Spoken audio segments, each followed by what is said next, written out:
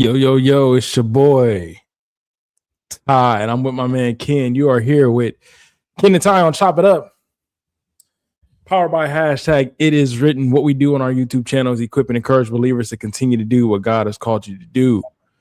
What we also do, we have a Facebook page. We have a entitled, It Is Written. Go ahead and follow us on our Facebook page.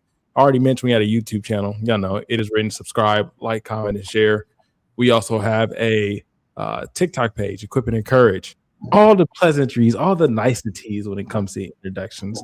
That's what it is. Okay. I am so happy to hear my boy or to see my boy Ken tonight. How you doing, Ken? Man, I'm good, bro. Couldn't be better, man. I'm better now. Let me say that. Good. Let the people know what's been going on. You ain't got to go in grave detail. You ain't got to share all your business. But let the people know what's going on. We was missing you, fam. Straight missing you. Life just been lifing, bro. You know, like these last couple of weeks, man. Like 2 weeks ago, my whole house caught a severe bug. You know, vomiting, all of that, diarrhea, all of that. We family. I can share. You know, everything through the whole house, bro. I was out with a fever. You know, just crazy stuff. And then last Friday, we had an emergency. Like I was set, you know, to do the show. And then all of a sudden we had to rush baby boy to the ER, man. So okay, baby boy, okay. Yeah, he's good now, bro. He's recovered. Back terrorizing, doing what he do, you know. So it's life, bro. Life be life, man. You know, it's just a reminder that as much as we think we in control of things, bro, we ain't really in control of things that we think we in, you know. So it's a humbling reminder, you know what I'm saying? Big facts. We like to play like we in control, but it's all in God's hand. Anything can happen at any moment's notice. So that's what he said on Friday. I got mind control over Debo. Yeah, we ain't got none of that over life. You know what I'm saying? Yeah, 100%. That's why it's always important that you be living right, because anything can happen. Anything can happen. We're going tomorrow, man. Anything can happen. We're not trying to be, somber about it, but it is what it is, you know. And the more we live like that, the better I think we will live. If we live with the end in mind, live with the goal in mind, and get to hear Jesus and Lord God Almighty say, "Well done, good and faithful servant." We do that every day. I'm telling y'all, it's gonna come. Yes, sir. Yep, 100%. Let's start with some prayer requests, brother. As always, some prayer requests. I would say real quick, prayer requests. Again, if y'all didn't know, both Ken and my wife, Ken's wife and my wife are pregnant, and so prayer requests is always to their health. Ken, was the last time y'all had a doctor's appointment? I think Brent had a doctor's appointment like last week. Some blood work done. Our next appointment will be the anatomy scan. Okay, so good. That's the big one. We had a little snag with insurance. We have insurance, but like there's some kind of way the doctor that we're going to, it's not the doctor that's going to have the baby. It's like a network doctor.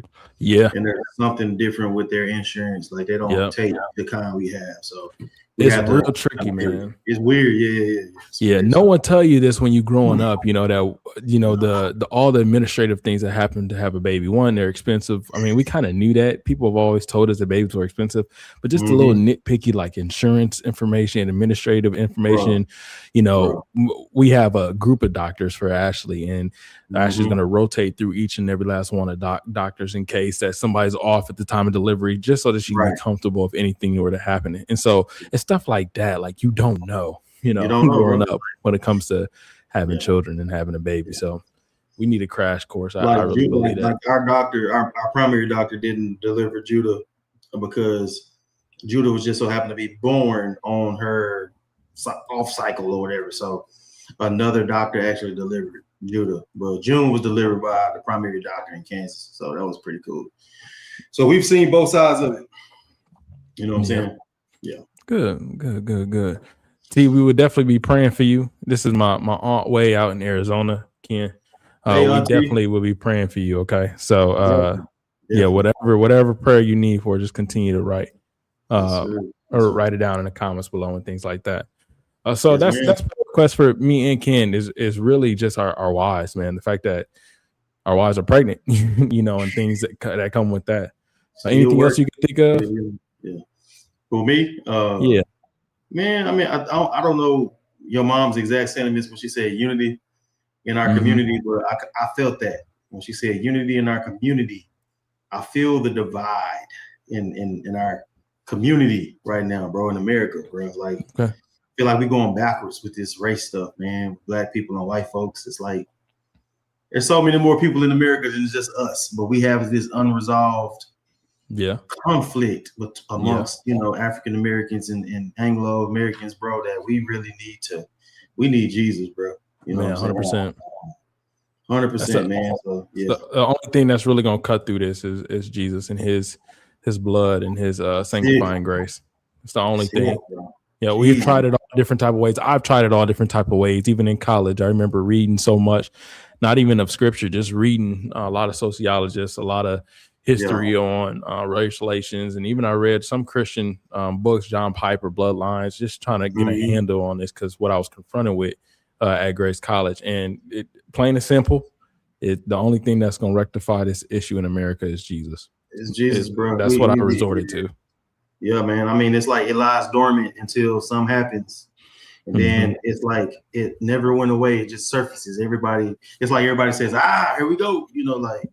See, and it's tiring, bro. It really is, man. And it's not a general statement because we know we have great relationships with our brothers, and sisters on the other side, but just in an overall sense, when things happen, the worst of our community comes out, and their voices are the loudest. That's what's frustrating. You know what I'm saying? 100%. I totally feel you. So unity in our community, both in our, the Black community and the white communities and the Christian community, just unity in general, man. That's what's really needed. 100%. Yep. Yes, sir. Yeah. So thank you for that reminder, Mom. All right, Ken, we got a few things you asked me. I want to say it was like Wednesday or Thursday. You asked me, like, Ty, we got what's on the agenda. And so I immediately just start to search. I'm with the bomb, y'all. I'm just going to be honest with you. I'll be like, Ty, what we doing? I didn't even mean to make it sound like that. That's not at all. That's just conviction, bro. That's all it is. No, nothing like that. But I've been searching the webs and stuff like that. Yeah. Searching the webs and stuff like that just for some good content. And I found something, y'all. Found something that was kind of disturbing, but kind of really enlightening to me about just the inner play of men and how we proverbially give men flowers, right? But then something clashed with that, and that was I saw a video of people actually giving men flowers. Now, before I play this video, I want to let you know that this video is raw. This video is unedited, and let's put our grown-up adults thinking hats on and emotions on, because there's going to be curse words. There are going to be things that you may not agree with. But as my mother always says, is what she says. She say, "Take the meat, leave the bones. Take the meat, leave the bones." There's something behind this that we're going to talk about. The underlying things underneath this we're going to talk about. So just take it for what it is. Let me go ahead and pull this up for us.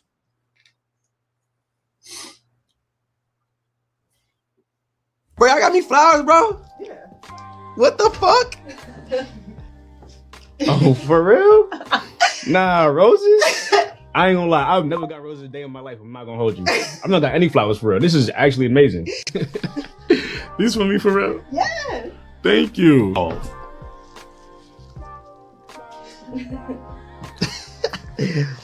Nah, and these are real. Yo, these are real. You know, I've never gotten flowers from nobody. For no. Yeah, I didn't got 2 degrees. I done been through 2 graduations. I done been to fucking military graduations, all kind of shit. I've never been given flowers by no fucking body. This is crazy. Damn. Like this is gorgeous and it's real. Fucks with that. Appreciate you. You know I got a vase for this. Perfect. Of course you do. Yeah, you know I got vases. Hope you feel well. Thank you. Bro, y'all got me flowers, bro. My boy. I want to watch one more too. So this one is saying, a lot of cursing on it. Anyways, I was scrolling and this is what I found, and then we'll talk about the two different reactions to receiving flowers. My boy, what's the word? Yo, let me get regular black, man. Regular black? 125. And my boy, hey, you looking beautiful today, bro. You can have these flowers. What you say, bro? I said you can have these flowers because I'm feeling good today. What you mean I'm looking beautiful? What you mean, bro? Bro, get off that shit, bro. I ain't one of them fruit cups, nigga. Hey, chill, bro. What you doing?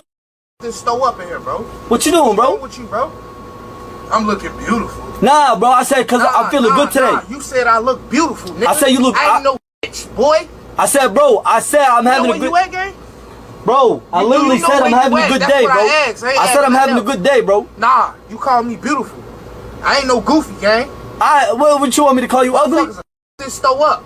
You want me to call you Ratatouille or ugly or something? Hey, chill, bro. I swear to God, bro. What? For real, I'm just playing. What? I'm just saying. It's not that serious, bro. Saying what? I'm just saying it's not that serious. Do I look like one of them niggas, bro? Do I look like Hey, bro. Come on, bro. Do I look like one of them niggas? Alright. No. I swear, bro. What's the word? Hey, what deodorant you use? Who? What deodorant you use? Shit, sometimes I be using female deodorant, I ain't gonna lie. Yeah, I'm saying I like the way it smells, bro. You can have these flowers. What? I said you can have these flowers, bro. What the fuck is you talking about, dude? Alright, I'm gonna go give these. All right. So two very different reactions to receiving flowers, man. This is funny. A valid crash out. Man, so when I first saw this video, the second video, not the one where they're graciously accepting flowers, Ken, but that second video where he gives them the flowers. It's not the act of giving them the flowers that why he's crashing out. I think it's because what he's saying, hey, beautiful, calling them beautiful and things like that. And then the other one, he said, hey man, you smell good. What kind of deodorant you got on? And then he handed him the flower. I think if he would have just simply just say, hey, like, I just wonder what that reaction may look like if he just was like, hey, let me just like give this dude some flowers and nothing tied to it. No like innuendos about sexuality and things like that. But let's keep it a bean. Let's keep it a buck. Is it like he can even go towards like the idea of calling another man beautiful or maybe even say handsome? I feel like in our communities specifically, a lot of Black men have issues with other men expressing appreciation for them in a way that is not, coded. There's a lot of like, we're okay with coded messages when it comes to appreciation, right? We will say, hey man, you look good, man. You look sharp, man. But like, if I'm like expressive and tell you, man, you a handsome dude, man. You look real beautiful today, man. You smell good. You smell nice. There's a crash out waiting to happen. You get what I'm saying? Yeah. You know what I mean? And like even like that look that you gave. Hey, bro. Listen, I'm just sitting here thinking, like, what you thinking? You ain't never got to give me no flowers, bro. Like, you ain't never got to actually give me. Okay, how you feel about that? Yeah, let me know. No physical flowers. I mean, you can give me my proverbial flowers. You know what I'm saying? Like, that's cool. Okay. What's the reason I can't give you flowers, Ken? I just ain't never. What I'm gonna do with them after you give them to me? Okay. Put them in the bag. Yeah, that's what you do with flowers. When I give my wife flowers, she has a plethora of vases, and we cut them to stems. Give me some donuts, or something like a bouquet of donuts. You know what I'm saying? I seen the two different reactions. You know what I'm saying? That second video, I was laughing because it's funny because we are not used to getting complimented. Now granted, the second guy was, he was putting a little extra on there. You know what I'm saying? Of course. He has some, I couldn't clip it really well because he has some other clips in which he's not being extra, where he was just like, hey man, I'm having a good day, man. I just wanted to give you this flower. And dudes was ain't nothing wrong out. with that. But don't give me no flower though. You know what I'm saying? Like, I don't want no rose. Bro. Okay. Why can't I give you a flower? What's the deal? I'm be honest, like, for as possible, bro. I just feel like the way I was raised, bro, like just men, we don't get flowers, bro. Like that's something you give a woman, Okay. I don't want no flowers. You know what I'm saying? That to me that says that sends a different message. You know what I'm saying? Like, I don't know what you mean by that. But it depends on if I know you. You know what I'm saying? Like if you did it, Ty, I know you enough to where I'm like, all right, bro, he don't mean nothing by that, behind it. Yeah. You know what I'm saying? Bro, just really trying to appreciate me as his brother. You feel me? Yeah. So I think the relationship that you have with the person that's doing it, the gesture, it matters. You know what I'm saying?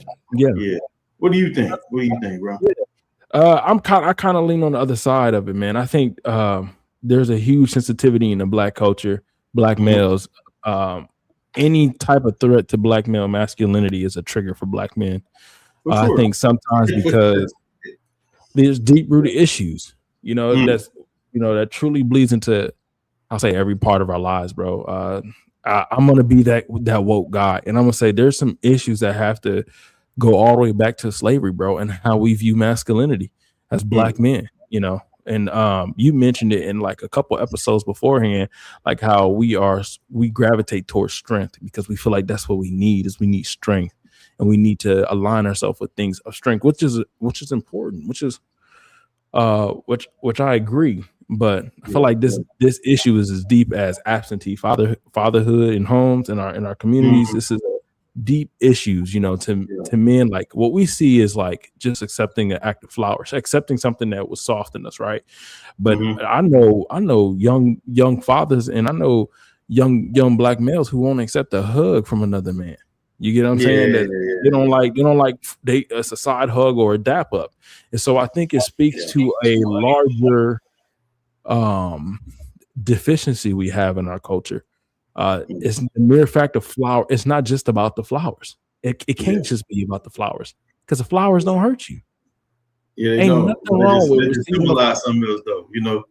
If your son picked a flower out of the out of the ground and gave it to you, you wouldn't have that reaction. No, that's because it's my son, bro. Because we remember, back to my point. But if let's say your grown son gave you some flowers because you had an accomplishment or something, you would. That's my son.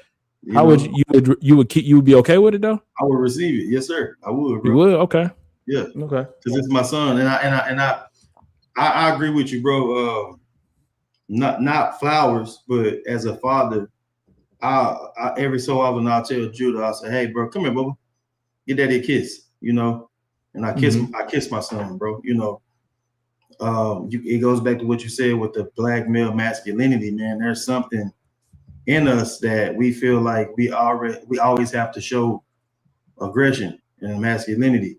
And a lot of us, I didn't grow up with a father in the house that could say, "Hey, Ken, come get daddy a kiss." You know what I'm saying? Yeah, me either. That's foreign to me. But because of Jesus, bro, because of my relationship with Christ, I understand the tenderness that a young man needs to see from a father. A father shouldn't just be rough and tough. "Hey, boy, get up. You should do that too." "Hey, you feel? Hey, get up. Don't cry." But you also need to say, "You know what? I acknowledge you hurting right now, son. You failed. Come here. Let daddy hug you." There's duality, bro. Like we need both. You know what I'm saying? I think we saw the duality in both of those videos, because the Chicago gas station, them boys ain't growing. I'm pretty sure them boys ain't growing up with daddies being tender in the house. Yeah. And you see that. Yeah. You know what I'm saying? Yeah. I mean, that first video though, and this is a switch too. That first video was a woman giving a man flowers.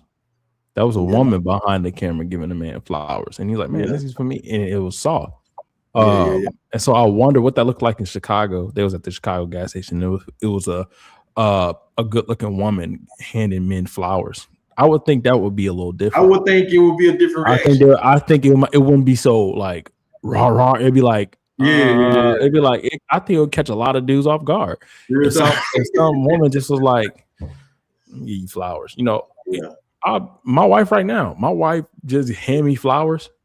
Just come home one day and just hand me flowers. I'm not about to snatch them out of her hand, throw them on the ground like, "Hey man, what you?" Nah. Me neither. I'm gonna be like, "Dang, babe, like I don't even know what to do." Man. You know what I'm saying? Like in a playful way. You know what I'm saying? Like that's again, bro. Like I originally said, who does it matters, bro. The context matters, man. Like just a random guy saying, "Hey, here goes some flowers." I'm like, huh? Like, especially like today, I'm like, nah, bro, what you trying to say? What you mean by that? I would kind of be more like the guys from Chicago. Like I got questions. But if it's my uncle or my dad or somebody, you know what I'm saying? A man that I have a relationship with and I trust and I know, I wouldn't even question it. You know what I'm saying? Yeah. So like my sister said, she said you have to have a relationship as a man, i.e., like a family or close friend. You can't tell a stranger that they are beautiful. I think we're in 2026, brother. So 2026, there's 2026 societal issues, you know, like the issues we're facing with LGBTQ and stuff like that. So I definitely believe there's what she said, she called it a valid crash out. Like I do think it, you know, the crash out is somewhat valid. I'm just trying to figure out as a believer, you know, if a dude just gave me flowers, let's say, let's go this far. Let's take it as let's go all the way to the right field, or to left field, literally.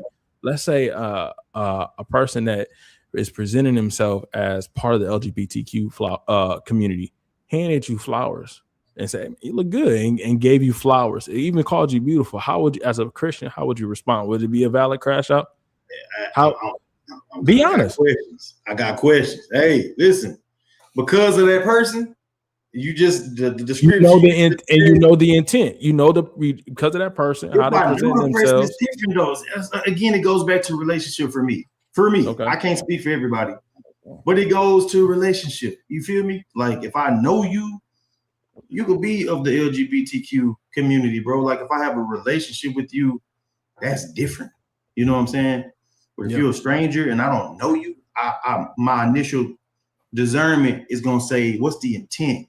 Yeah. What do you mean by this? What does this gesture mean to me? Yeah. Because I don't know you. We don't have no relational. It's still valid crash out. I like to learn it, bro. She said it's still valid. She said it's still valid. It's still valid. What would you do, bro? Like if a stranger came up to you and you know, I'm gonna keep it. I'm gonna keep it a bean. I'm gonna keep it a bro. I'm gonna keep it a bean. I'm gonna keep it 100%. I've been hit on by men of the LGBT community. I've definitely been hit on. I was actually funny story, bro. It really taught me how like your words really mean something, and people are watching you. I was in the air. I was on an airplane, and the flight attendant was a man, and he was 100% a part of the LGBTQ community. Yeah. And throughout the entire flight, bro, he was looking at me. So I already kind of knew, like, oh shoot. Yeah. I'm like, Lord, just just be with me. Just, help me to be have my word seasoned with salt, and grace. So this dude didn't even let everyone. So I was towards the back of the plane. He didn't even let everybody get out. You know what I'm saying? So it was time. So we landed. It was time for us to everybody stand up and stuff like that. He decides to make his way towards the back, and he kind of like eyeing me, and I'm like, come on, man. Yeah. I'm like, man, I already know what this is gonna be about. And so he gets about like 2 rows ahead of me, and he he looks at me, goes, hey, one moment, what's your name? And I tell him, oh, my name is Tyler.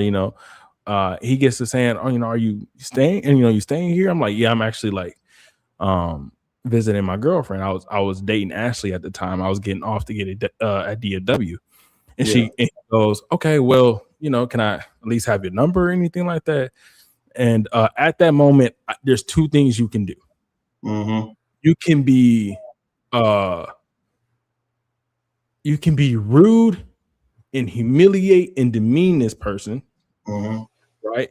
Or you can still provide a sense of dignity and reject this person in a way that will still be glory and honor to the Lord. Because this is a big decision, because it's everybody can hear this dude asking me for my number, So how people are listening. People are listening. So how I respond is important. And I only had to be like 23, 24 years old, and I knew then, like, oh, this is a moment. Like this is my first type of interaction. This is a moment. And I said, as clear as day, I said, no, thank you. Again, I'm actually out here to go visit my girlfriend. That's why I said, no, thank you. I'm actually out here to go visit my girlfriend. You have a good day. Yeah. right? And I could have that's crashed out. It's really all you owe them in that moment, brother. Like, Yeah. I got my stuff. Keep it moving. You know what I'm saying? So yeah.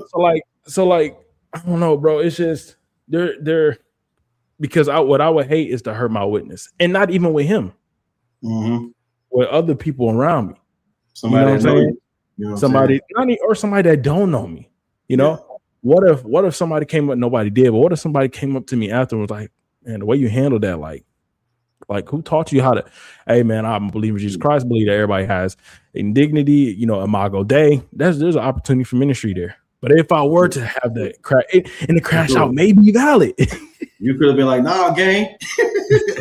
Is you crazy? Like, what I look like?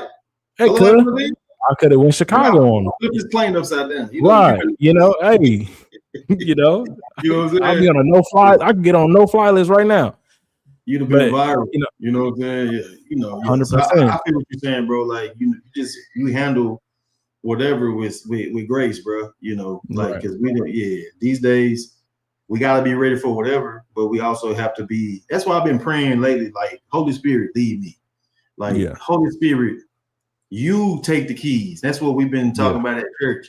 Is giving the Holy Spirit the keys. Like, we don't have it ain't the fact that we don't have a source that can help us navigate any type of situation in this world. It's just that we don't tap into that source. You know what I'm saying? Right. We need the Holy Spirit, bro, to lead us and to word our mouths and to lead our actions so that we don't kill a witness in whatever situation that might be, bro. 100%. Somebody giving you flowers and there could be misunderstanding, but where the Holy Spirit, if you're not walking in flesh and you walking in the spirit, then you might turn that into an opportunity to witness to somebody about Jesus Christ. 100%. Yeah. And I'm thinking context matters here. They in Chicago. I know a little bit about Chicago. And I know that people gonna try you. People gonna test you. Yeah, for sure. And let's say this dude wasn't doing a prank. He wasn't filming. There are people in Chicago who literally, like, their goal is to test you, to see what you made of, and they will come on to you like that just to see how you gonna respond and how you gonna react, set you up for something later on and stuff like that. And so there is an understanding amongst the people that live there that, like, hey, like, you don't try me, and if I am being tried, I need to stand my ground, and and so I need to defend my honor, my dignity, there is my identity. You know what I'm saying? Yeah. There's a level of survival mode in Chicago that's just different in a lot of other places. And so even me as a Christian, knowing that there is a level of, like, okay, some things need to be met with force, but you got to have the Holy Spirit. The Bible says, what is that? Romans 12:1, offer your bodies as a living sacrifice. So you can do whatever's holy and pleasing and acceptable in God's sight, but then also so you can discern the perfect will of the Father. You know what I'm saying? You can discern the will of the Father by offering your body as a living sacrifice. So when you're met with certain things that come your way, you know how to discern them and figure out, is this a threat? Is this a spiritual threat that I got to meet with force? Or this is something where I say, no, thank you. I'm actually here to visit my girlfriend. You have a good night and keep it pushing. You know what I'm saying? But, I'm just thinking, those videos, bro, it made me really think about just like, us as men accepting flowers, proverbially, and then, like, for real, how far that stems from just like Black men not accepting affection. There's a lot of work that needs to be done, bro, in our community. Men need to see, I would say more Black men need to see more Black men just being positive towards one another. That's why, 100%. I try my best when I'm out in public, when I see another Black man, I say, how you doing, sir? No matter what. I don't care what you look like. What's up, bro? What's up, man? You got it. I'm smiling. Yeah. I'm always, I try to be. Chief? Yeah, what up? You know what I'm saying? Because I would hate for us to see each other and be mugging and, like, on guard. Like, I always try to disarm my brothers. I try to disarm everybody, period. But I go extra to try to disarm my brothers. I'm here. Hey, I'm here with you. I'm already knowing. I'm here with you, bro. Because I know that there's an image, deficiency, an identity crisis in our communities, bro. There you go. Right there. There's an identity crisis. Yeah, 100%. real talk. Yeah, bro, that's good. But that's just something I just thought of. I just wanted to make It's sure. a good one, bro. That's a provoking topic right there, man. Getting flowers. Yeah, yeah, they was about to crash. It was a whole line of videos, y'all. Y'all need to go watch it. They was just crashing out. I know People that throwing candy and stuff like that on all through the gas station, just because Yeah, that second guy, he does a lot of those videos in that neighborhood, bro. And it's good. They funny too, though. He is funny, bro. Because people be like, "What?" Like, it's hilarious, bro. Yeah, he good. He might call him boo boo. He might call him okay. He'd be like, "Okay, cheeseburger. Okay, sweetheart." Yeah. They be like, "Bro, what you want?" Yeah, come on, gang, come outside. When you get on, right? Man, that's good stuff, bro. Yes, all right, sir. y'all. So graduation season is upon us. Okay, Oh, and so gosh. I feel like this happens every single year. Something like this is gonna go down, and so we would like to hear y'all thoughts in the comments. Let us know what you think, because we're gonna be answering this question based off this scenario. Okay, so I was looking online once again, looking for some content and ran across this article right here from the Chicago New York Post. I'm not picking on Chicago today. I'm not. It's just this is what it is. What it Chicago, is. Okay? we don't want no smoke. No smoke. No smoke. Not at all. Okay, so here it is. This is just about graduation decorum. It says excuse me. It says Chicago student kicked out of graduation ceremony, had diploma withheld after dropping a split on the stage. Exhibit A. Here's the picture. Okay, I'm gonna read this to y'all. It's a pretty thought-provoking article. A Chicago high school graduate has claimed she was booted out of her graduation ceremony and had her diploma withheld after dropping a split as she choked across the stage. Chicago Tech Academy student Tavion Campbell, 18, waved to her family and friends before she performed the dance move during the last ceremonies at Harold Washington's Cultural Center in Chicago. Okay, the mystified student who was graduated with a 3.5 GPA and plans to study business administration at Georgia State University, claimed she was even scolded afterwards. She said, "I tried to reach for my diploma and I didn't get it. I was confused at first. I thought they mixed up my name. The principal, Ms. Shackelford, told me that I need to think of a way to make up for what I've done. This was supposed to be a celebratory moment and I made it about myself." She said it was disappointing. She said, "It really hurt my feelings. I cried and I couldn't even continue the graduation." All right. She claimed that she was reprimanded for the move. Even though there wasn't a specific policy banning splits on the stage, Chicago Tech Academy has been approached for comment. Graduates have not just caused a stir over their celebratory dance moves. A senior at North Carolina Clayton High School was cut off during her commencement speech, where she blasted immigration enforcement. So not just stuff like that. There's other things, not just somebody doing the doggone splits on the stage, but like. I don't know, was PV, I mean, you went to a historically black college or university. How was PV's graduation? Was it like extremely, raucous and nah, bro. expressive, so there are certain things that are appropriate for certain arenas and certain moments. I just recently went to a PV graduation like a few weeks ago. My little cousin just graduated from Prairie View. Congratulations, Kaya. Proud of you. Hey, Kaya. Graduation. Congratulations, Kaya. There was strutting on the stage. There was some Q dogs. There was some Kappas. There was it was everything, and we're used to going to graduations and they're telling us withhold your applause, blah, blah, blah. And we don't know how to act, bro. We gonna set it off, bro. We're gonna turn it up. And I've seen institutions and colleges get a little more laxed, and they understand this is a celebratory moment. These kids worked hard for these degrees and these diplomas. Man, let them have a moment. You know what I'm saying?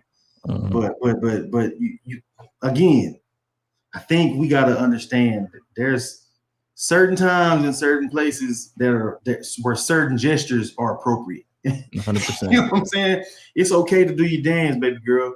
But you done drop down into I've seen the video. You done drop down into a split. Yeah, wow. And you didn't just drop down into a split. Extracurricular. You did some extracurricular activities.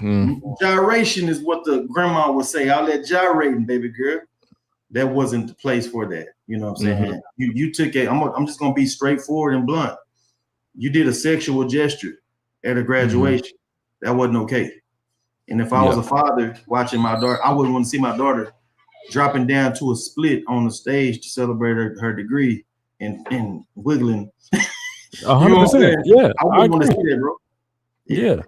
You know what I'm saying? I hear you, bro. We are fathers of daughters, and so I totally understand. And sons.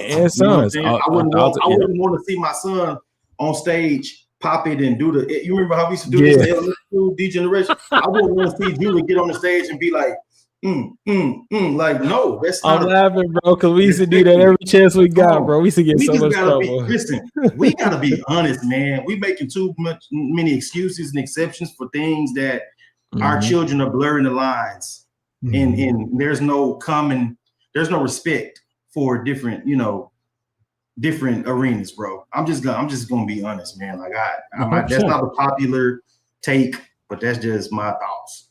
No, it's the truth take, bro.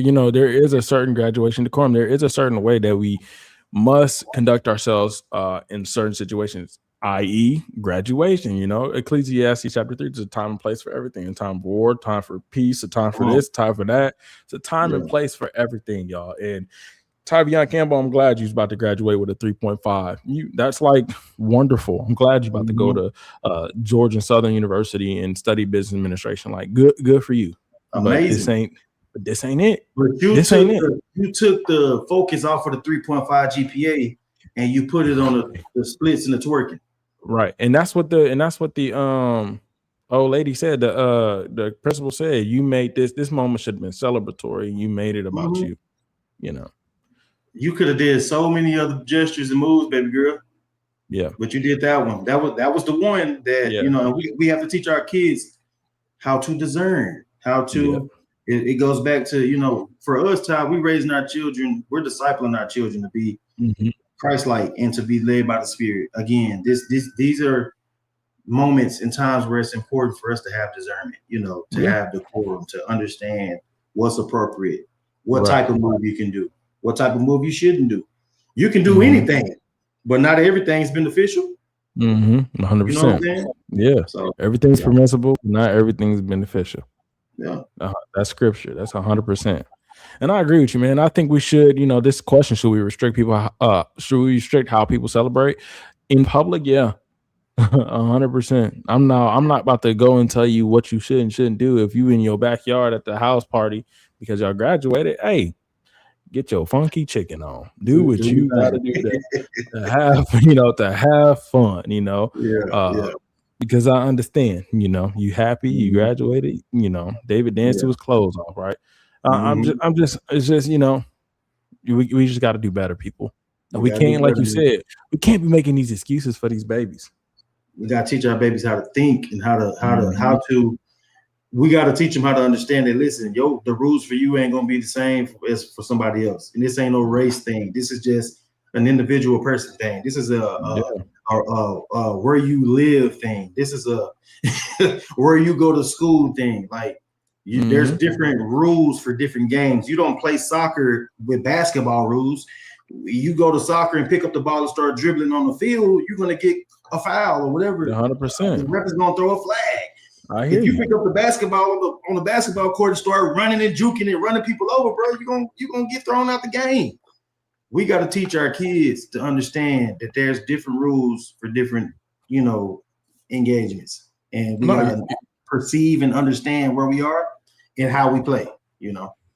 Yeah, that move. My mom says that move will get you sent home freshman year because somebody waiting on you. Yeah. 100%. Yeah. 100%. Accountability, man. We got to hold our babies accountable, man. We can't just make excuses for them and let them be wild and crazy just because they know how to control themselves. It's a different time because if I ever were to do like walking across the graduation stage, my mom would have. But I'm getting beat. Man, say real talk.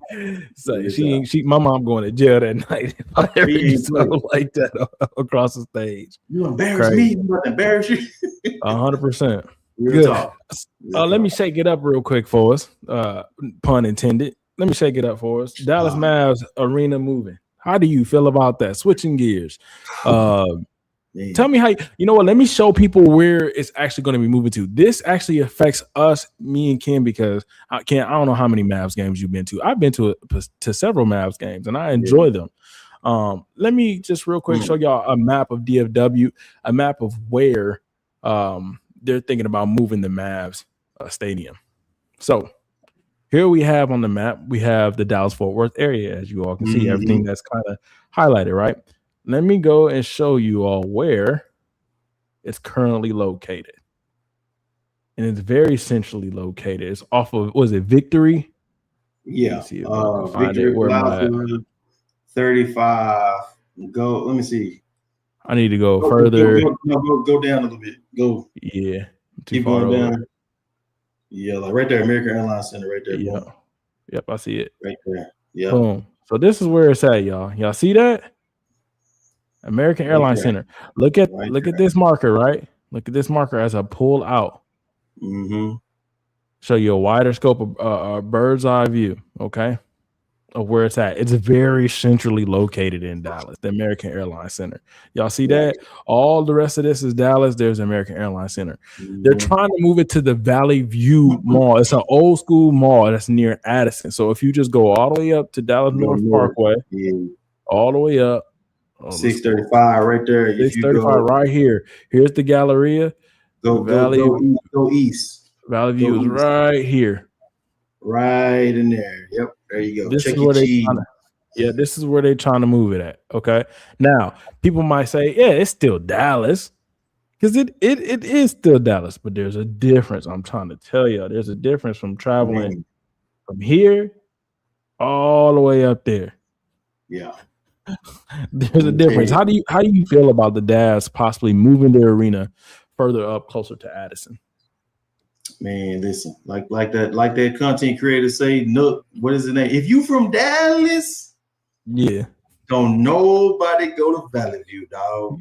if you from Dallas, you know you need to stay far and clear away from 635. That's the Devil's Freeway. You feel me? 635 been under construction since I was in high school, and I'm 39 years old right now. You feel me? 635, you gonna be in traffic for breakfast. You feel me? You're gonna be in traffic at 4-5 a.m., bro. I'm talking about gridlock. Don't let this song come on. You in traffic. You in traffic. And you stuck. Bro, the first time I heard that song, bro, I was going to it I was heading back home from Mercy Street, bro. And I was stuck, bro, on North Central Expressway on 75, bro. And that song played first time I heard it, bro. I was heated. Man, listen, because there was nothing I could do, and I was stuck. I got anxiety just thinking about the Mavs. This already a bad area for traffic, and then you finna make it more congested with this Mavericks game day traffic, bro. Yeah. Oh my goodness, nightmare. Yeah, I'm trying to figure out why. You know what is the reasoning? What are they? You know, I've heard some reports, and this is the report, y'all. It's on NBC DFW. I'm not going to read this report for you, but I can hear some reports talk about how like what they want to do is kind of make another Texas Live in the Valley View area where there's more entertainment base focused in the Mavs. So like if you go to Arlington, y'all, where the Cowboys play and where the Texas Rangers play, it's a whole attraction. It's called Texas Live. And my family know I go to the Rangers games. I love going to Rangers games because of how they did it. They're trying to do the same thing with Dallas Mavs and that new entertainment district, which is cool. But I agree with you, Ken. I think I'm gonna keep it a buck. It really, if we just being all the way honest, it really ain't nothing wrong with it. It's just, again, if you know the area, you already know the pain point that 635 and Kristen and Dallas North Tollway. For the tollway, you know the pain point that already presents. You're gonna put that stadium and all of that traffic in that concentrated area. It's just gonna be bad. It's gonna be rough. I mean, essentially, none of the teams play in Dallas. I mean, the Mavs play right now, and the Stars play right now, but They're still in Dallas. I mean, they're still north. Right. They consider that far north Dallas, so it's still Dallas. Yeah, You know, still the Dallas Mavs. Yeah. Yeah, I mean, it'll be okay, bro. It'll be fine. We'll just have to fight together even more. Yeah. You know? Yeah. That's good. Yeah, the mayor's not so happy about it. I'll tell you that. Mayor Eric Johnson is really not happy about them moving. He had a couple crazy comments, but we're not gonna go. Did you see that guy that went off on him? And I guess it was like a town hall meeting. He just humiliated Mayor Johnson, bro. Did he? Yeah. I'm talking around that because people are upset because they're saying a lot of major companies are leaving downtown Dallas, which I mean, bro, like, okay, companies move. We're getting Goldman Sachs in downtown Dallas. Like, we're losing the Mavs and the Stars, but we're getting Goldman Sachs. We're getting other businesses. Yeah, 100%. They're always building, always making new folks. Yeah. It's a matter of our preference and what we're comfortable with, and we don't want change. That's all right. It'll be okay. Still gonna watch the games. Yeah, right. Hey, thinking about the NBA, we talk about the NBA Finals. Just breaking news, even as we are here live on Chop It Up with Ken and Ty. Is it 2-0? Guess what? It is 2-0. It is 2-0. The New York Knicks beat the San Antonio Spurs 105 to 104 in a thriller. Let's see. What was it? Okay, we had Karl Anthony Towns went 8 for 12 for 21 points. Only had 2 free throws, man. And 13 boards. Woo. Yeah. Ooh, he showed out today. He had 10 defensive rebounds, 13 boards altogether. Okay, then you assist. Okay, Mikal Bridges had 6 assists, led the team in assists. Victor Wembanyama, 29 points, 9 rebounds, and De'Aaron Fox led the San Antonio Spurs with 5 assists.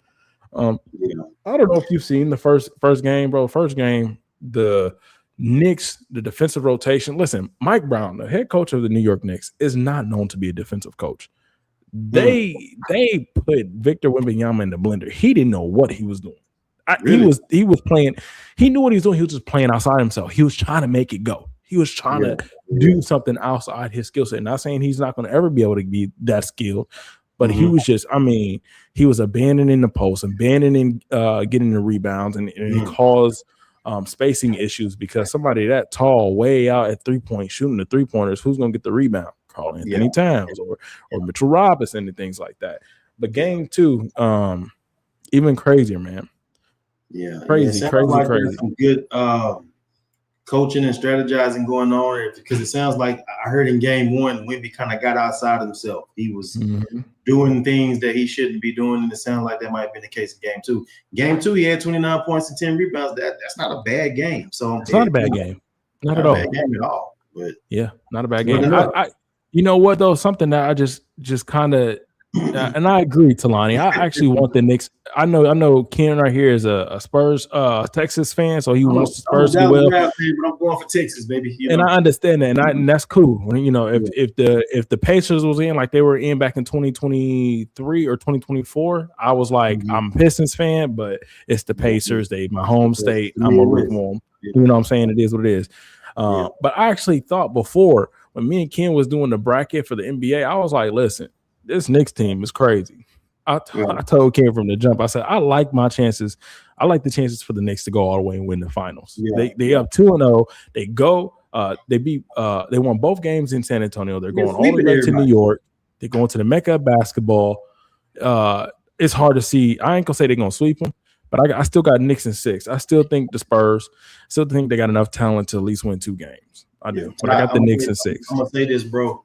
You can ever so often you will see a team that just seems like they're on a mission, and the Knicks seems like they just won't be stopped this year. They that team this year, man.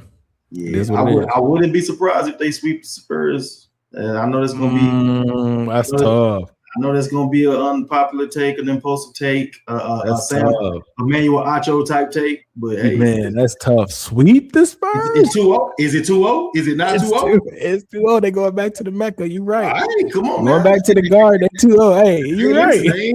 I ain't too far. You ain't too far. You ain't too far, bro.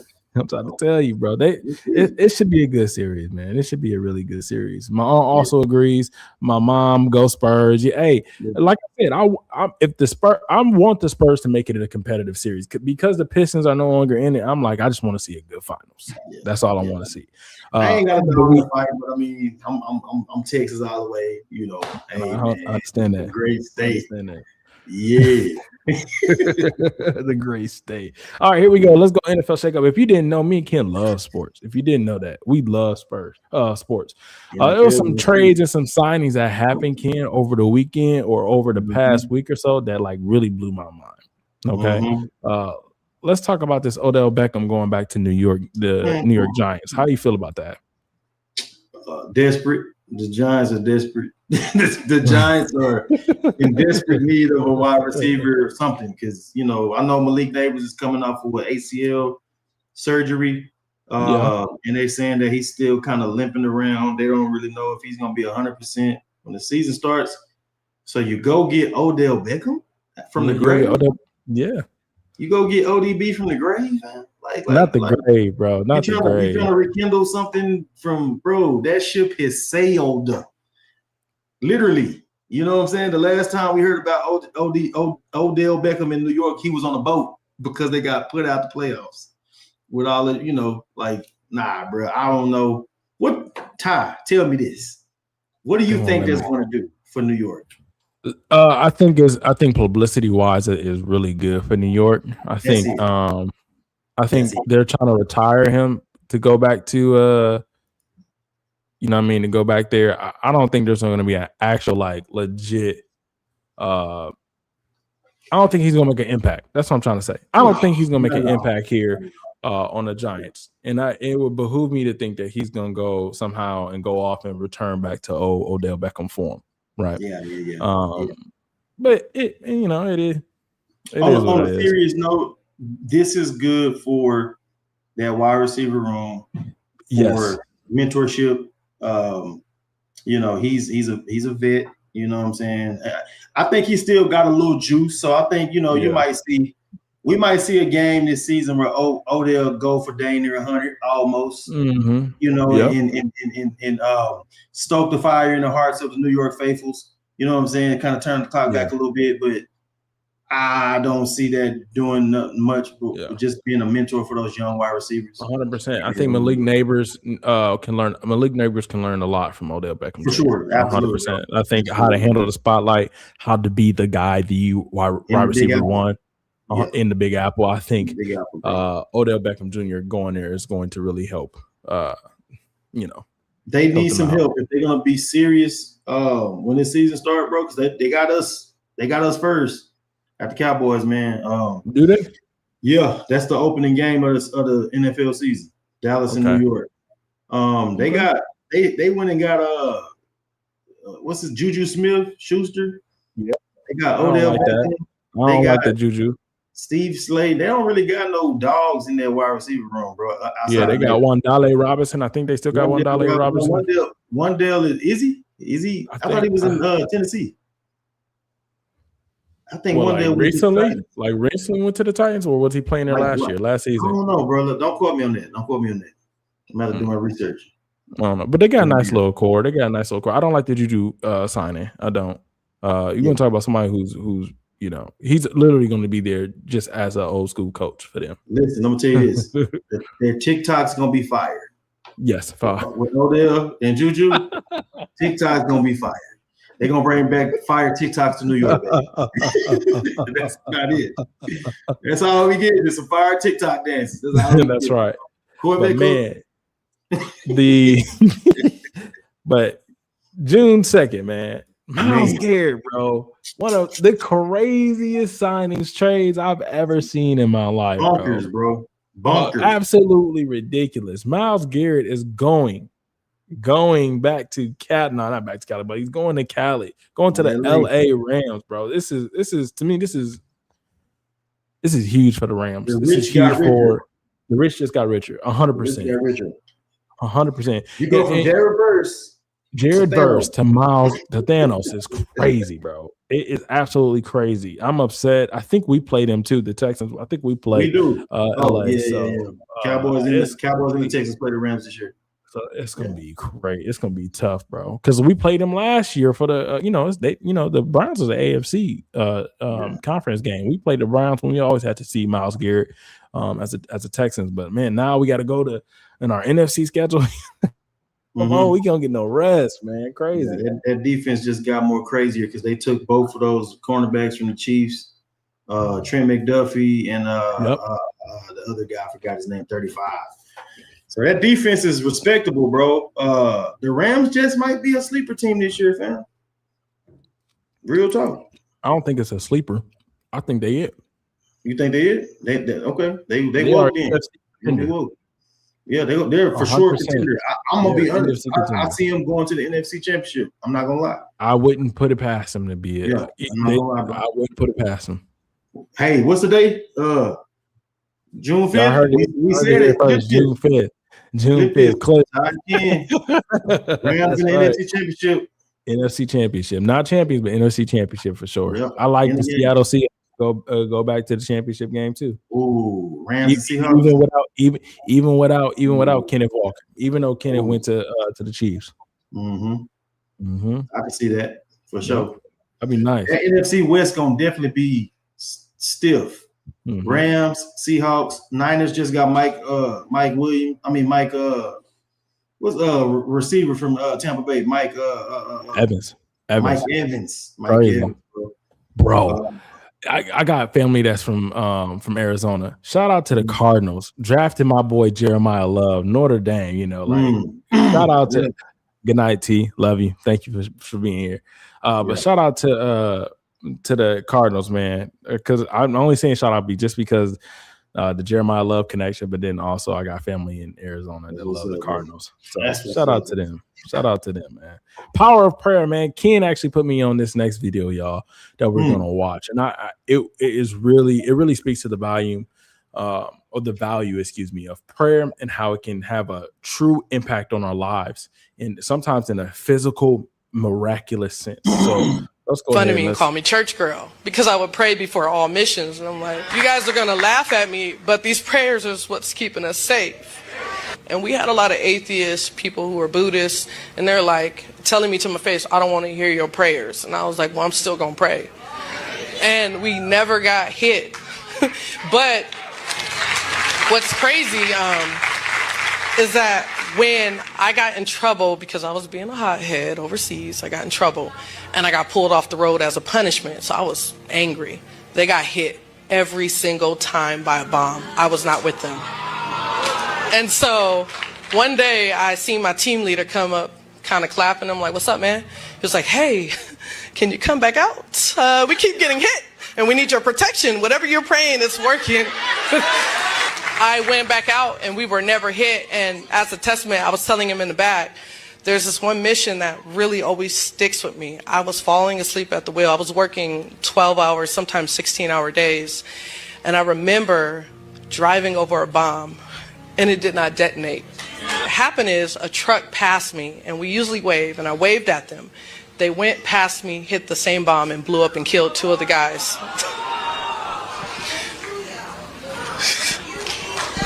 Y'all, I was wild. I had speakers set up in my truck, so I used to play church music. And they used to be mad at me because I would be up in there having full-blown Pentecostal black church in my truck, playing music. I had my oil up in there, my anointing oil. I'm like, hey, you gonna get hit, but I ain't finna get hit. And you can not want these prayers all you want, but I guarantee you this, that we ain't getting touched. And we came home with 300 people, nobody died. Fun of me and call me church girl. Amen. Yeah. Love it. Crazy. Yeah, I think a lot of people, and I have to think about this because I know how people think. I know a lot of people say, well, that wasn't prayer. That's just happened to be luck or coincidence that you prayed and things like that. But nah, brother, you can't convince me otherwise that it was the power of prayer that protected them. Right? James 5:16. You're right. 100%. She said that they rolled over the bomb. It didn't detonate. The other truck went passing by, rolled over the bomb. It detonated, killed 3 people. You know what I'm saying? Like my prayers are working, you know. James 5:16, the prayers of the righteous availeth much. Yes, sir. It's just the truth, man. It's just the truth, man. The power of prayer. Fervent prayers. That's 100%, man. I just think we need to humble ourselves, right? As the Lord tells us to do so in Second Chronicles. My people just humble themselves and pray. You know, He will hear, He will listen. And so it's just something that we need to grow into a habit of, and then believing in our prayers, not just praying just for routine. And to be honest with you, I get how can I explain this? I fall victim to doing that, just praying to go through the motions. You know, it's nighttime, I just need to pray. You know what I'm saying? You know, I'm about to have food, I need to pray. Or like I told you, me and my friend TC praying at 5 a.m. on Mondays. Like, yeah, it's cool. It can get to a point where you can start to just go through the motions and not really just saying words and not really believing and having faith in your prayers. And it takes all the power out of your prayer. It takes all the power out of your prayer, man. Do you remember a time in your life where prayer was just like you could see the actual, it might not even be miraculous, but just the actual effectiveness of prayer? Yeah, absolutely, bro. I first want to say, I love it when God just says, let me just show you. You know what I'm saying? I love it when God has these moments where He just shows us like that He's with us. You know what I'm saying? Like, look at the timeline that girl, the testimony she testified. Like, there's intentionality from God. Like, she went out, she was praying, she was getting ridiculed because people thought it was weird. She had atheists around her. You know what I'm saying? There was moments where they never got bombed. She got in trouble. I don't think that her getting in trouble was a coincidence. Got in trouble for a reason. That was just a tool that the Lord used to remove her from the situation and to be able to show that, hey, I removed my covering. You know what I'm saying? I removed my hedge, bro. And then that led to whoever, the captain or somebody, coming to her because they recognized, oh, there's a difference here. Yeah. Like when this girl was here, we was ridiculing this girl. Yeah. And we was, thinking she was crazy and we wasn't getting hit, but she gone. Now we getting bombed and hit. Right. Somebody said, let me go to this girl because of her God. Hey, can you come back? Yeah. You come back out here because we suffering. And then she goes back out there and like nothing happens again. Like God is so intentional. God is so good, bro. God is real, brother. You know what I'm saying? And I love when the Lord uses moments like that to reveal Himself to people who don't even believe in Him. Yeah. You know what I'm saying? I believe that somebody in that platoon or whatever you call it, that company got saved. I believe it. You know what I'm saying? And yeah, bro, it's just a reminder for us to not be desensitized to prayer when we pray. You know what I'm saying? Like I'm with you, Ty. I find myself more and more in life just doing it out of routine, and that's good. It's okay to just do it out of routine because you need to do it. Yeah. But there comes a time when we need to understand, bro, like I need to be intentional and purposeful with my prayer. The effectual and fervent prayers of the righteous. Yeah. He didn't say the routine, mundane, mumbling, stumbling prayers of the righteous. He said the effectual and fervent. There's power and intent in those words, bro, those descriptive words. Now, I think that's a reminder of us being intentional when we go to God. That's good. Yeah, I'm just reminded of so many, and it's got to be the Holy Spirit reminding me, but there's just so many stories in the Bible and scriptures in the Bible that speaks to that fervent, effectual prayer. I can remember the parable that Jesus was talking about. He's talking about the good judge, good ruler, and how this person had an offense, and he went to the judge, and this girl went to the judge and ruler all the time. It was a bad judge, and he kept going and going and going, and the judge eventually was like, you know what, whatever, just get this girl. Just get her what she wants, man. She keep coming. He said, well, your heavenly Father, who's a good judge, will give if you ask. You know what I'm saying? Like you can think about how God orchestrated. I'm not saying God is a orchestrator of evil, but He allowed that soldier to get in trouble so that there can be a stark difference between what's good and what's anointed and what's right, and then what doesn't have the covering. You can think about how in the scripture with Joseph when he got captured in Egypt and things like that, right? And he kept telling the prisoners, "Hey, think of me when you go." Like how he orchestrated, you know what I'm saying, the capture of Joseph so that he can be put into power later on. You know, when his brothers came. So it's just so many things that just confirm just the God's working, you know, in the prayer. And how they just go hand in hand, man. It's just real Lord, good, man. What they say, yes, Lord. Yeah. Lord. Come on, man. Come on, Pastor Ty. Nah, bro. It's a reminder, bro. We shouldn't be lazy, bro, when it comes to our faith and our walk and our practices. Like, you don't have to do it, but if you do it, there's some benefit. I don't have to go work out. I can just live my life, rest of my life, just kind of just doing what I want to do, eating what I want to eat. But when I hit that gym, bro, there's a different type of you know what I'm saying? I hear you. There's benefits. My wife look at me a little different, like, hey, you been in the gym? That shirt fit a little different. There's some benefits. You feel, there's some results. Our lives can be different as believers. You know what I'm saying? 100%. Yeah. I love that. This topic is a real, this 2 more topics, y'all. Bear with it. This topic is a real, how can I explain it? A real near and dear to my heart because I can remember being in West Dallas. Ken and I was in West Dallas with Mercy Street. And we can right. And we can remember Ken, what was your experience with Koolaid pickles? Not pineapple pickles. Koolaid pickles. Candy House was growing up in Pleasant Grove, man. Okay. We had candy houses, bro, several in apartments, not the apartments, departments. We had candy ladies, bro. You know what I'm saying? They sold them Kool-Aid pickles. Or the pickle with I'm about to tell my age. The pickle with the peppermint in the middle. That's the only time I'll eat a peppermint, Ty. They got to be the hard one, the red and white one. And I know you bite the pickle and then you stuff it down in there. And the sweet and sour contrast to that pickle and that peppermint, bro. Fire. Yeah, bro. Yeah, cool cups. Good.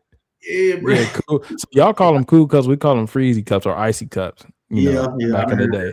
Yeah. So Kool-Aid, man, this is a big thing. Drip Jars, which is an account here on Instagram, I'm gonna show in a little bit. But he created this Kool-Aid pineapples. I'm pretty sure somebody else probably created it, but it's been going viral. Yeah, he was going viral. But I could just remember being in West Dallas, and the first time I tried a Kool-Aid pickle, bro, it changed my life. I was like, yo. Where you get it from, bro? Where did you get it from? What, the Kool-Aid pickle? Yeah, using the trenches. Yeah, the kids made it for me. Oh, okay. How about to say, because bro, so I forgot what I was doing. I think I was out back at the bike shop hanging with Will, and one of the kids had, they had their little it was like a plastic bag, like a Ziploc bag, and the pickle was like bright red. I was like, what in the world is that? And he was like, it's a pickle. I was like, what you mean it's a pickle? He's like, it's a Kool-Aid pickle. Like we, you pour the Kool-Aid. I was like, what? Yeah, bro. He was like, Mr. Ty, I'll give you one. I said, for real? He's like, yeah. So like the next day, really, it was him, and then some of the other girls, they brought jars, bro. Jars of Kool-Aid pickle, bro. They was like, which one you want? There was blue, there was grape, there was the red, bro. I tried all of them. I was like, yo, my life has changed. Like, bro, this is like, whole life has changed, bro. I'm thinking about it now, bro. I was like, this one is so fire, bro. You can taste it right now. Talk about it. I can tell. On me, I can taste it right now. Bro, it was so good. I was like, this is crazy. Yes, sir. But this guy here on Instagram has been going around doing these this Kool-Aid pickle stuff. Kool-Aid pineapples. And y'all, this stuff look good. I want to try it 100%. And so they come into, like, you see that big old jar he got right there in the middle. Yeah, you got a blue one right here, like a blue orange one right here in the hand, and then you got this this red one. Let me see if I can. I've seen grape. I've seen look. If you go up, it look like you got a mango one. Let's see. Yeah. Ooh, that must look fire. That must look seasoned. Yeah, big guy. Oh yeah. Appreciate it, brother. Yes, sir. Hey, it looks seasoned. Hey, that what was it? Yeah, that guy. Look at what he said. Hold on. That big guy. Oh yeah, appreciate you, brother. Yes, sir. That boy turned into Koolaid. They make He that. said that guy. That looks good though. Real talk. Hey. I might have. I said. I mean, I looked up that video because I was like, yo, I might have to actually make me one or go and find this dude on Drip Jars and see if he. Do you know? So I think he got it. The type of pineapples that they're using is Members Mark. So I think you get that from what? Sam's Club? Is Members Mark Sam's Club? I don't know. I have no idea. I never heard of Members Mark. I think if I'm not mistaken, Sam's Club is Members Mark. Okay. These are pineapples that are jarred in coconut water. And so what they're doing is they're buying it from Sam's. Okay. They're taking out the pineapples and they're putting the Kool-Aid in the coconut water and then putting it back in there and letting it, marinate. I done scoped it. Listen, I just ain't done it yet. We got to do it. Recipe. You feel? Yeah. He said, "I got the recipe." See, I might have to do that, bro. We might have to do that and put that joint on the It is written TikTok. Facts, 100%. See if it's really gay. Yeah, that yeah. What was it? He like that's change your whole persona, baby. I'm trying to tell you, when I had that Kool-Aid pickle, my life like just changed. It totally changed. Yeah. Ken saying it's from Sam's Club. Cool. So okay, it might be one of the other ones. What we gonna do? That's what we should do, Ken. We're gonna do it. We're gonna do it on a TikTok, it is written TikTok, and we're gonna try. We're gonna make a recipe. What they call it? We're gonna do a video. We're gonna do a reaction. A reaction. Let's do it, bro. I'm down. Our kids gonna be down. They gonna want some and stuff like that. So it's gonna be good. We're gonna let y'all know if it's gas or not. We're gonna let y'all know. All right, like Buddy did. Yeah. Yes, sir. All right. How close have you followed this case? The Karmelo Anthony case. Not to be confused with the basketball player Karmelo Anthony. Right. He's not in any trouble. This is a totally separate, different individual. Young man Frisco from PD. Frisco, Texas. Yeah. Mm-hmm. Yeah, Ty. How familiar are you with it?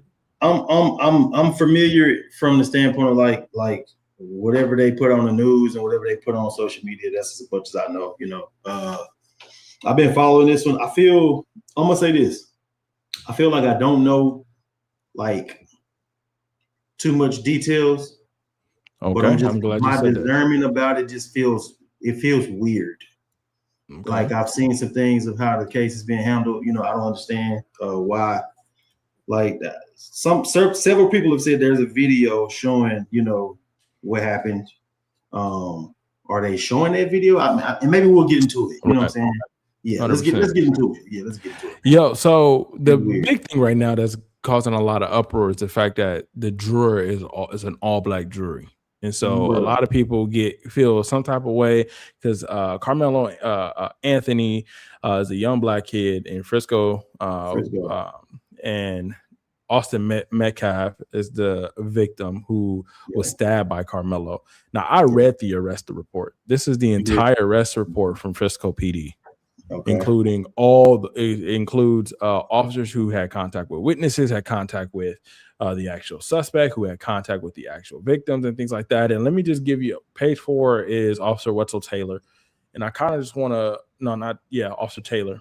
It talks about what he saw when he first gets on scene, and then also he talks about what Karmelo Anthony said. So you can go online and look this up. This is a arrest report. Arrest reports are public. If you all didn't know. Any arrest report that happens in any city is public. You can go and you can get the information.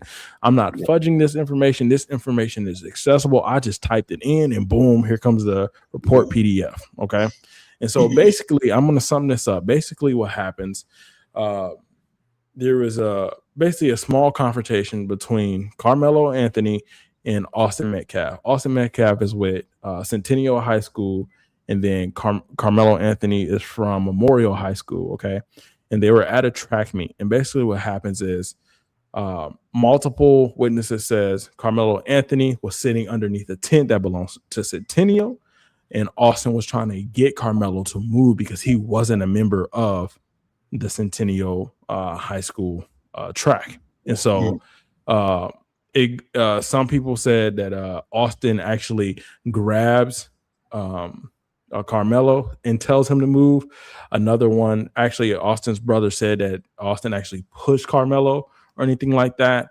And then, but all the accounts say that Karmelo reaches in his bag, pulls out a knife, and stabs Austin. Okay. And that was after Austin either made contact with him or whatever.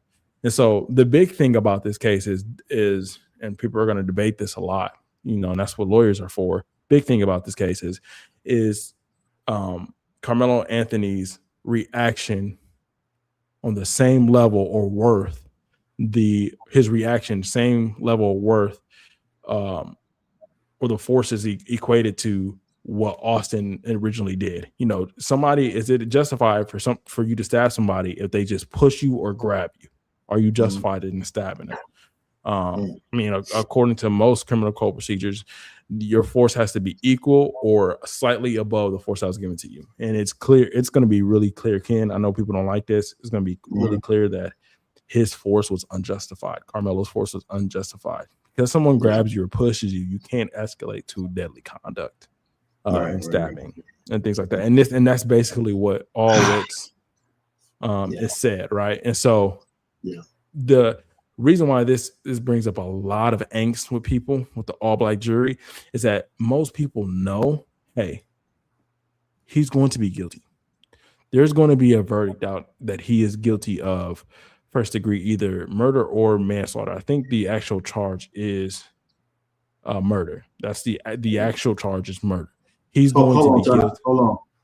I think the issue is that there's no black people on the jury, right? Yeah, there's not a single black person on the jury. Yeah, there was like three. They said 3 black teachers, female teachers. Yeah, that were not allowed to be in the jury because we're teachers. I don't know. Like I said, I'm getting my information from the internet and from the news. Yeah. If you don't know, I'm a police officer and I have done this before. We do something called a void dire. A void dire process is the actual choosing of a jury. Okay. And so in one of the cases that I had, someone took me to court for a traffic ticket. And he wanted a trial by jury. So we had to actually pick me, who was part of the state. I'm the state. And then the defendant and his legal team, we had about 20 different prospective jurors, and we do a void dire process where we pick and choose based off of who we think, and the judge gets the final say, as far as like if there's any ties or anything like that. But we go through the whole void dire process and we pick and choose based off we think this person is going to be biased. We think this person holds a grudge against cops. We think this person is a speeder, a serial speeder, so he's going to hold grudges against the speeding rules or whatever. So imagine that same process being taken in other jury selective void dires. So they did a void dire in this case too, where you pick and choose. Okay. And so those 3, they felt like the judge felt like that, the prosecuting and the defense attorney, the defense team, they all have to pick and choose who they want to X out. And they all were Xing out these other black people as well. So it wasn't like only the prosecution wanted to excommunicate them, because there has to be a collaboration between the defense and the prosecution in selecting a jury.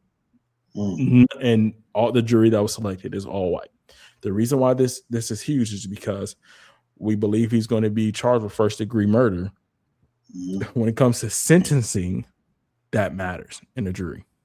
For a jury, how harsh are we going to be to a 17-year-old male who I'm sure the defense is going to say something like he overreacted, or he just a crime of passion. He has these mitigating circumstances going on in his life that would cause him whatever. How lenient is the judge going to be? And because he takes into account the jurors, and what they have to say and things like that. So Ty, if I heard you correct, you said that not only does the prosecution team have a decision, but the defense team also. So basically what you're saying is Karmelo Anthony's defense team was involved in those jurors not being selected for whatever reason. that they all for agree whatever reason. It could be something. It can be something as simple as they're trying to explain to them what it means to be impartial and unbiased. That when they were asking these particular three black individuals about that, they probably presented some bias. That the defense is probably like, you know what, we can't really. It'll hurt the case. It'll hurt the case. You know, they're Yeah. presenting some type of bias, and it's going to hurt the case. Yeah, it's a process that they both take, and I know it's a lot of legal jargon, it's a lot of stuff, but man, this is causing a lot of rift between. It's causing a lot, bro. And I'm gonna tell you. So I'm grateful to have it from your perspective, you being the man of the law. You know, I'm just a common citizen. You know, so and again, I'm being transparent. Like I'm watching the news, you know, but like a lot more than I'm watching the news, I'm on Facebook and I'm hearing different people say different things. There's a rumor of a video being out that some guy on Smash the Topic, some black man was like, yeah, I saw the video. He's giving details that like are seemingly being withheld from the court. You know what I'm saying? And it's stoking the emotion. Me being a black man, like I identify with the Karmelo Anthony more than I identify with the Austin, you know, Metcalf. There's no slight. I'm just being transparent. You know what I'm saying? Like if I'm a root for somebody, you know, just without knowing the facts, I'm a root for somebody who I identify with. But we have to approach this with truth, common sense, logic, facts, not emotion. You know, because life was lost.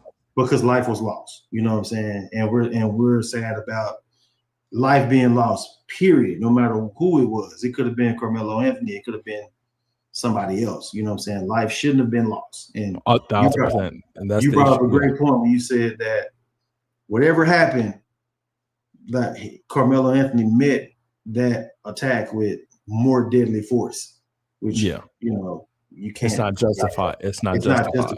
You know, so we gotta remove our emotions, people. We have to remove our emotions. We have to let the due process be done, man. And we just have to, because there's a lot we don't know. You know, like this case, this trial is not even publicized. Like it's not even televised. So well, it ain't start yet. I mean, that's why that's why they're explaining the process of like, hey, there's no black jurors. Yeah, because they just finished the voir dire process. We heard that and was like, what? No black jurors? Oh no, they trying to railroad. I ain't gonna lie, man. They trying to railroad this young man. You know what I'm saying? Like there's an emotion tied to, and it goes back to when we opened up our initial prayers. Like, man, there's a divide, man. There's a distrust.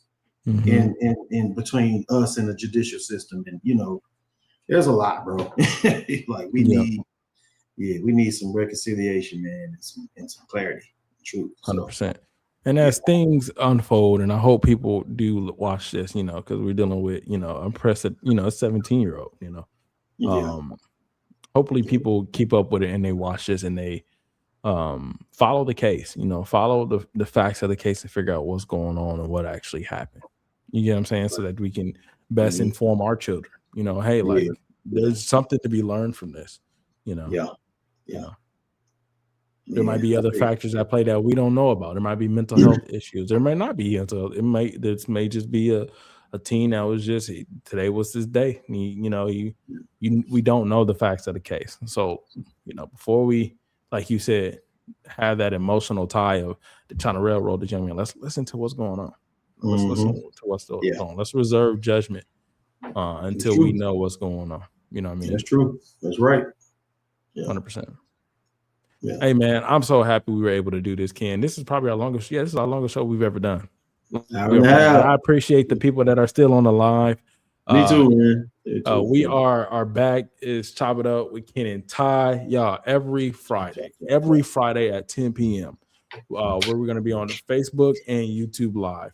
Y'all not doing nothing on Fridays. Y'all really don't need to be doing nothing. You know what happens at 11 o'clock at night anyways. What Granny used to say, nothing open between at this time but 7-Eleven. Right. 100%. Legs are 7-Eleven. So y'all come and join us, and I appreciate for y'all joining us. We have a YouTube page. Y'all understand the YouTube channel. # It Is Written. We have a Facebook page.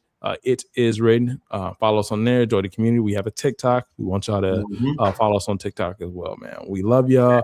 We want y'all to stay blessed and peace. Peace. Wakanda forever. Wakanda